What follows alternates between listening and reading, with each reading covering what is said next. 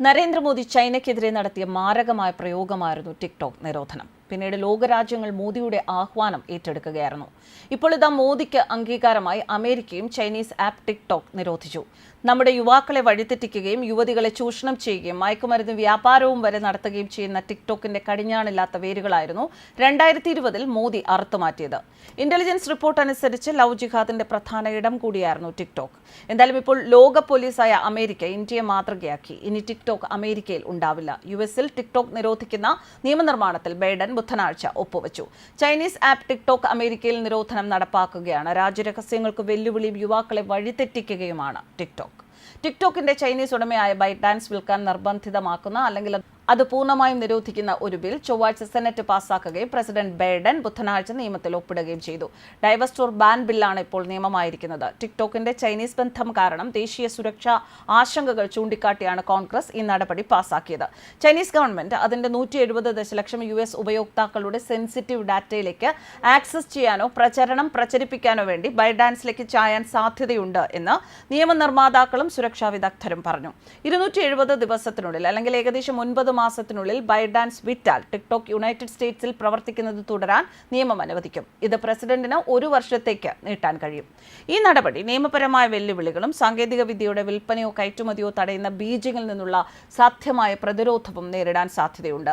നിയമത്തെ വെല്ലുവിളിക്കുമെന്ന് TikTok chief executive Zhou ച്യു പ്ലാറ്റ്ഫോമിൽ post ചെയ്ത വീഡിയോയിൽ പറയുന്നു. ഇന്ത്യയിൽ 2019 മുതലാണ് ടിക്ടോക്ക് നിരോധിക്കാനുള്ള നടപടി ആദ്യം തുടങ്ങിയത്. 2019 ഏപ്രിൽ 3 മദ്രാസ് ഹൈക്കോടതിയിലാണ് ഇതുമായി ബന്ധപ്പെട്ട ഹർജിയിൽ തുടക്കം. 2020 അതിർത്തിയിൽ ഇന്ത്യ ചൈന യുദ്ധത്തിന് ശേഷമായിരുന്നു നരേന്ദ്രമോദി 58 ചൈനീസ് ആപ്പുകൾ ഒറ്റയടിക്ക് നിരോധിച്ചത്. ഇത് ലോകത്ത് തന്നെ ചരിത്രമായിരുന്നു. ആദ്യമായി ഇന്ത്യ ചൈനീസ് ആപ്പുകൾ നിരോധിച്ചപ്പോൾ ലോകം ആ നിലയ്ക്ക് ചിന്തിച്ചു.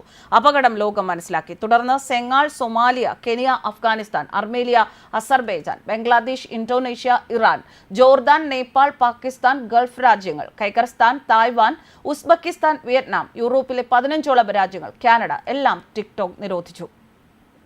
ഇതിന്റെ മഹാതുടക്കം നരേന്ദ്രമോദിയിൽ നിന്നായിരുന്നു. ടിക്ടോക്കും മറ്റ് 58 ചൈനീസ് ആപ്പുകളും 2020 June 29 electronics and information technology മന്ത്രാലയം ഇന്ത്യയിൽ പൂർണ്ണമായും നിരോധിച്ചു. അവ ഇന്ത്യയുടെ പരമാധികാരത്തിനും അഖണ്ഡതയ്ക്കും എതിരായ മുൻവിധികളാണെന്നും പ്രസ്താവനയിൽ പറഞ്ഞിരുന്നു. ലഡാക്കിനും പടിഞ്ഞാറൻ ചൈനയ്ക്കും ഇടയിലുള്ള തങ്ങളുടെ അതിർത്തി പങ്കിടുന്ന തർക്കപ്രദേശത്ത് ഇന്ത്യൻ ചൈന സൈനികർ തമ്മിലുള്ള സൈനിക ഏറ്റുമുട്ടലിന് മറുപടിയായാണ് നിരോധനം നടപ്പാക്കിയ 58 ചൈനീസ് ആപ്പുകൾ ഇന്ത്യ പൂട്ടിയത്.